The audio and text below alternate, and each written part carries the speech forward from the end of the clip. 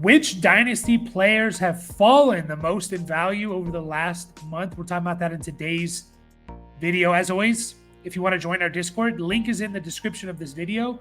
It's a $3 entry to get in. That's a way of supporting us if you enjoy our work and want to get in there and support us.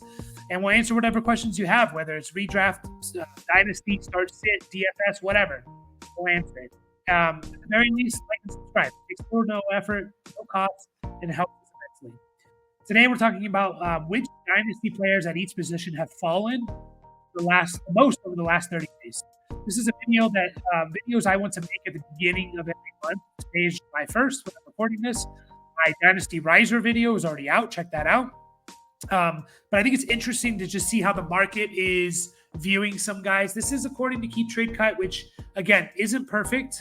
It isn't perfect, but it gives you at least a pulse on what the community is feeling towards certain players. So we're starting off, as always, with the quarterback position. And it's actually two guys that you probably are not even thinking about. Hendon Hooker is the first one here.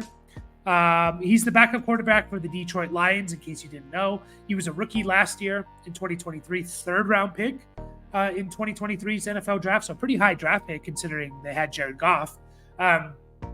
He tore his ACL late in his last college year in 2022, which is why, he fell a little bit. He wasn't there at the combine or for the pro day. And I think he started the year on the PUP actually. And he was the Lions QB3 last year because of Teddy Bridgewater. Now Teddy Bridgewater retires. Hendon Hooker is the backup quarterback to Jared Goff. 90% of backup quarterbacks should be rostered in Superflex leagues. We saw last year how many backup quarterbacks came in and played because the quarterbacks got hurt. The starting quarterbacks got hurt. And people won leagues because of guys like Jake Browning and Joe Flacco. Hendon Hooker is on one of the best offenses in the league. And the backup quarterback to one of the best offenses in the league should always be rostered. Your 49ers backup quarterback, Eagles, Dolphins, Chiefs, Lions, all these guys should be rostered. Hendon Hooker is going to put up good points. If Jared Goff gets hurt, Hendon Hooker is going to be startable in fantasy football, in my opinion. A lot of people have different views about him, but the thing about him is that he runs. He runs. His last year in college, he rushed for over 400 yards. In 2021, over 600. In 2020, over 600. And remember, in college, if you get sacked, that's minus rushing yards. So those are huge rushing numbers for quarterbacks in college. Hendon Hooker is going to give you that rushing floor if he takes over, and he's on a really good offense with a really good offense coordinator, throwing the ball to Amon-Ra St. Brown and Sam Laporta and Jahmyr Gibbs. So he's going to be a top 15 quarterback if Jared Goff gets hurt. Michael Pratt, another guy here that maybe you're like, why are we even talking about Michael Pratt? You see he's obviously way down there on the rankings, but he's moved down from QB 67 to QB 63. So a lot of people don't even value him as a backup quarterback. I think he's going to win the backup job for the Packers. I think he's going to win the backup job. I mean, if you look at the depth charts now, it's Jordan Love, obviously, Sean Clifford, and then Michael Pratt. I think Michael Pratt's better than Sean Clifford. Now, year one, maybe not, right? But there's a chance that Michael Pratt, who a lot of people had after you got, after the Bo Nix and Michael Penix tier of quarterbacks in this year's draft, Michael Pratt, for a lot of people, was the QB7 in this draft. Now, that's not saying much, right? It's the QB7. But it was between him and Spencer Rattler. And, I saw him in a lot of mock drafts, especially early on, Michael Pratt going in the second, third round. But he went all the way in the 7th round, which was incredible value for the Packers. He's going to be one of these players that just plays for 10 years. And whenever he comes into a game, he's not going to win you the game. He's not going to lose you the game. He's going to move an offense. And if you're on a good offensive team with good weapons and a good offensive coach, he's going to give you solid numbers. And that's what the Green Bay Packers are with LaFleur and all their receivers and their running backs. If Michael Pratt does have to come in for Jordan Love at some point this year or at any time in the future, he's going to be a top 20 quarterback. And for Superflex, there's still value there. Moving on to the running backs. That's it for the quarterbacks. Moving on to the running backs. First up on the list is Najee Harris. Najee Harris has moved from running back 21 to running back 28. And we're getting to the point. I've never been a big Najee Harris fan. I was like the biggest, you need to sell this guy after his rookie year because he's not going to catch 75 passes from Ben Roethlisberger. I was the biggest one. I was avoiding him. He's getting to the point, Najee Harris, where he is becoming a buy. He's becoming the value for him is so low now that he is becoming a player that I can acquire for relatively cheap because people have a negative opinion about him, right? So just looking at Najee Harris, obviously his rookie year was amazing. We're just going to throw that out. In 2022, Najee Harris was RB. He averaged 11.9 half PPR points per game. He was RB 18 in points per game, but he had a stretch from basically the bye week on, from week 10 on, where he was a top, I believe, 10 guy. He was a top 5 in points per game. RB 7 in points per game, averaging 14.2 half PPR points per game. And then this last year in 2023, Najee Harris, 10.6 half PPR points per game, RB 29 in points per game. But again, Najee Harris had a stretch from about week 9 onwards where he was really damn good. He was RB 9 in total points and looks like RB 15 in points per game. Like, he was really good. Najee Harris is not going away. Najee Harris is going to get basically the amount of touches that he got last year is kind of the baseline, in my opinion. 280 touches with 30 to 40 of those being catches. He's going to get 250 carries, and he's going to catch at least 30 passes. And hopefully he can get to double-digit touchdowns again. Hopefully this offense is better for the Steelers. With Russell Wilson, they can move the ball a little bit more. Arthur Smith, as much as we hate him, he generally is good for running backs, right? Arthur Smith is generally good for running backs. Yeah. I mean, obviously his time in Tennessee with Derrick Henry, Derrick Henry was awesome. Yeah.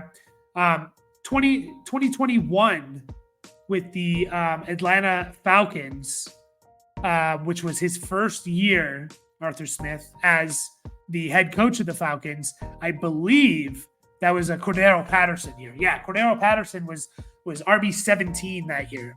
Like, he was really damn good that year, Cordero Patterson. Right? 2022, Tyler Algier was a 1,000-yard rusher for Arthur Smith. Right? He was a 1,000-yard rusher, RB. He was a top 30 RB in points per game. Last year, we wanted to see more from Bijan, but Bijan still had like 1,500. What do you have? 1,500 total yards or something ridiculous. It was just more of the lack of touchdowns than anything. He had 1,463 total yards, 8 touchdowns. So Arthur Smith could be great for Najee Harris. To me, Najee Harris's floor is like a low-end RB2. And now we're starting to value him as not even an RB2. And now he's motivated. He's lost weight. He's motivated because of the contract situation. So I kind of like Najee Harris now because his value is there. Javonte Williams, I tried to do a lot of different players than the one. I made one of these videos 2-3 weeks ago. Javonte Williams was on that, and he continues to fall. He's all the way down to RB 31 now. He's another one where, like, I don't blame you if you just want to get off of him for this value, especially after the report came out of Najee Harris. Javonte Williams might not even make the team. Now, I don't know what to believe of that. I would be surprised if Javonte Williams is cut from this team. Now, I think there's a solid chance that Javonte Williams is not on the Broncos, but maybe through a trade, like a team like Dallas or something. So there's a chance that a running back needy team, the Chargers, Dallas, they trade for him and he becomes their main guy. I find it really hard to believe that Javonte Williams is not going to, if he's healthy the entire 2024 season, that he doesn't have 215 to 250 carries and 250 to like 275 total touches. If he doesn't have anywhere in between there, yeah. If he doesn't carry the ball 215 times and have 40 to 50 catches, I would be very surprised. Very surprised. If it's for the Broncos or another team, I don't know. And so I think there's some value here, but it's very, very risky if you want to go out and acquire him.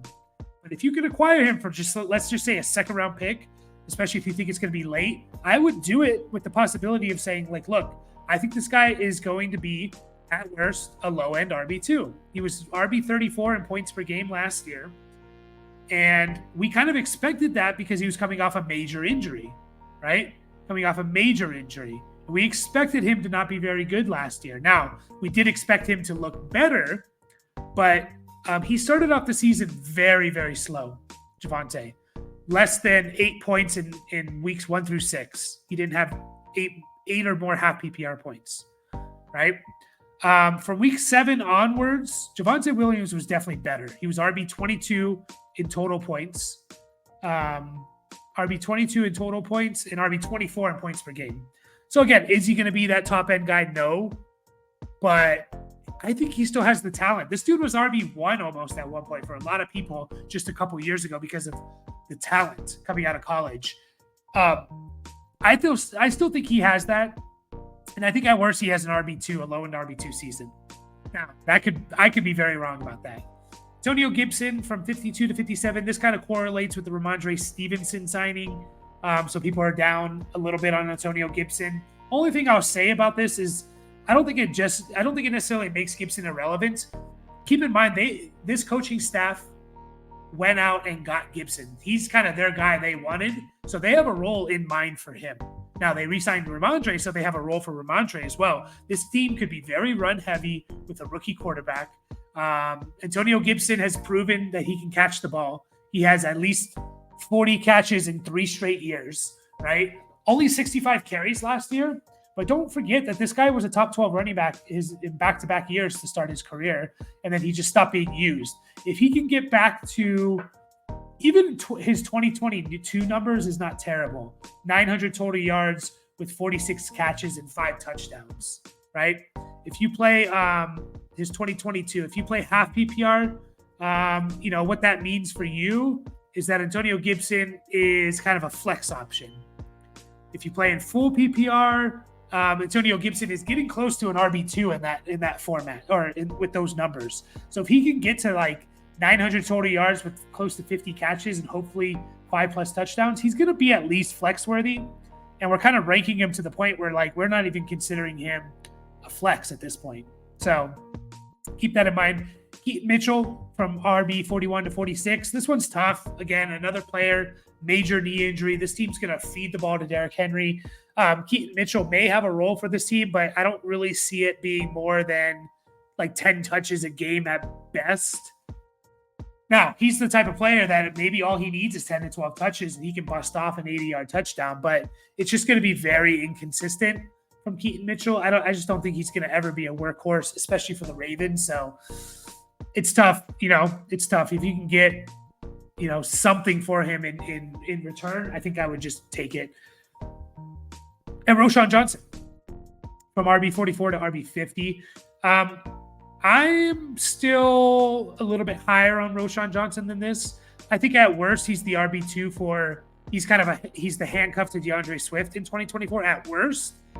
At best, assuming everyone's healthy, he's kind of like a 40%, 35 to 40% snap share guy who maybe they use in the red zone or on 2-minute drill type of plays, and he can catch 3 or 4 passes because he can block, he can catch. He's a bigger back who can run between the tackles. He kind of does it all. And I think he makes Khalil Herbert a little bit redundant. I think they even maybe move on from Khalil Herbert, and it's kind of Swift and Roschon. And so, he's slowly going down, Roschon, to where people are barely viewing him as an RB2, like, a backup running back, I mean. And I'm starting to buy in a little bit more. I still think he's very talented. Moving on to the wide receivers, we have Christian Watson. This is another player from wide receiver 36 to wide receiver 41. He's continuing to move down. You see his numbers from last year, 9.7 half PPR points, good for 39th. Overall, he's just been hurt. He needs to stay healthy. Like when he plays, he can put up numbers. He's flashed, right? When he plays, he's flashed. He is also getting to the point where I'm starting to buy into him a little bit. I haven't been a Christian Watson fan. I've been kind of out on him since people were overrating him when he got drafted to the Packers. I'm starting to buy a little bit more in on him now because his price tag is getting cheap, right? I'm never out on anyone completely. It depends on the price, okay?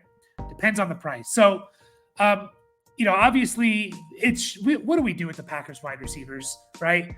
Obviously they have a good offense with a good quarterback, but you have Romeo Doubs, Jayden Reed, Christian Watson, Dontavian Wicks, which people like, two tight ends, which people like, and Musgrave and Kraft, Josh Jacobs and Marshawn Lloyd. And there's just so many weapons where is it just going to be no one does anything fantasy relevant? Everyone's just like at best a flex option, or is someone going to take the horns? Now, if anyone's going to do it, who has the highest ceiling out of this wide receiver core, to me, it's Christian Watson.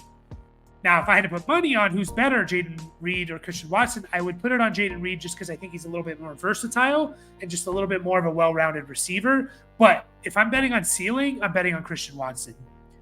And you look at it last year, Jayden Reed was good, right? 800 yards, 912 total yards because he can run the ball, 10 touchdowns. He was awesome as a rookie. But Christian Watson played from weeks 4 to 13, right? Weeks 4 to 13. And during that time, Christian Watson had 53 targets, 28 catches, 422 yards, 5 touchdowns during those 9 games, right? Jayden Reed during those 9 games had 44 targets, so 9 less targets. He had 3 more catches than Christian Watson and about 60 less yards and 2 less touchdowns. Receiving touchdowns. 1 less total touchdown. So Christian Watson did, not by a large margin, but he out-targeted Jayden Reed when they were both healthy. Now, Jayden Reed was a rookie. You can play that card. I'm just getting into the point where, I want a piece of this Packers offense, and now I'm potentially getting the wide receiver 1 here at wide receiver 40 overall value, right? Wide receiver 1 for the Packers, that is, at 41st overall wide receiver value. So, the discrepancy between Christian Watson and Jayden Reed is a little bit too much for me now. Jayden Reed's at wide receiver 31. So there's 10 spot difference. They should be closer in my opinion. Quentin Johnston, man, keeps moving down all the way down to wide receiver 67. It's tough. I am a Chargers fan. I'm not very, I wanted the Chargers to take Zay Flowers last year. I'm not very optimistic about Quentin Johnston's future. But what I will say is, I think we're going a little bit too overboard. I think we're too spoiled by the fact that, all these receivers can come out and look good year 1. And yet, there are still opportunities for wide receivers to just take the first year as a learning experience. Now, the biggest thing with Quentin Johnston is, he had his opportunity, right? There was no other option. Keenan Allen hurt. Mike Williams hurt, right? Josh Palmer was the number 1 guy. There was the opportunity, every opportunity to kind of take charge there, and he just didn't. He just didn't do it, right?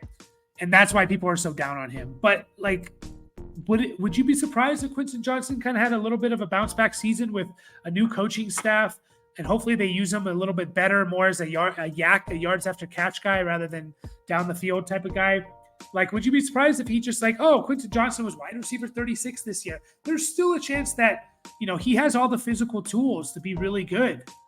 He's 6'3". He's 215, right? He can run a 4.5, mid 4.4 or a high 4.4. I don't know. I'm still fine with taking a shot on it. I don't want to sell him for this point. Maybe I'll take a shot on it. Roman Wilson. Not a whole lot to say here. A little bit of the, the rookie fever kind of wears off with him and the next guy, Roman Wilson. The rookie fever wears off a bit. Wide receiver 54 to 58.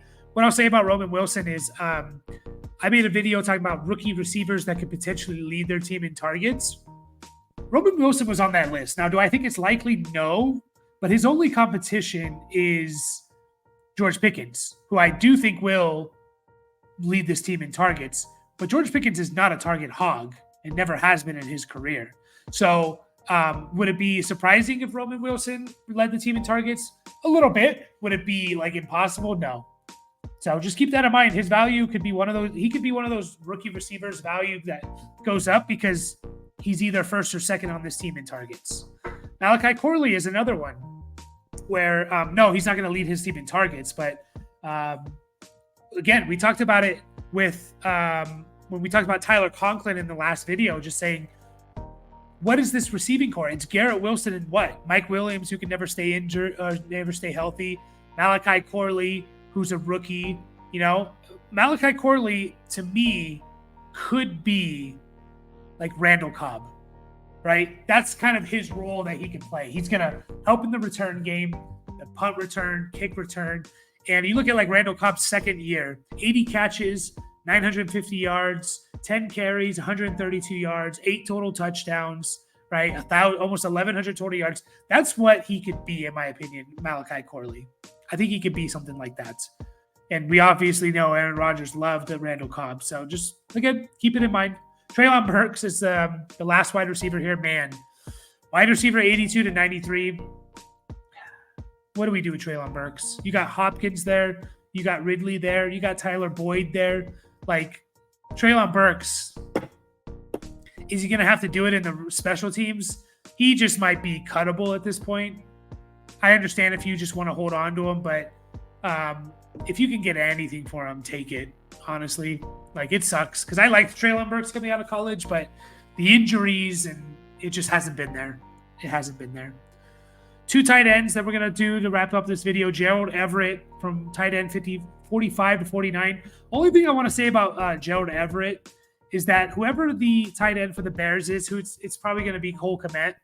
I think could sneaky have a good season. They're going to have to catch touchdowns. And you just think about the wide receiver core for the Bears.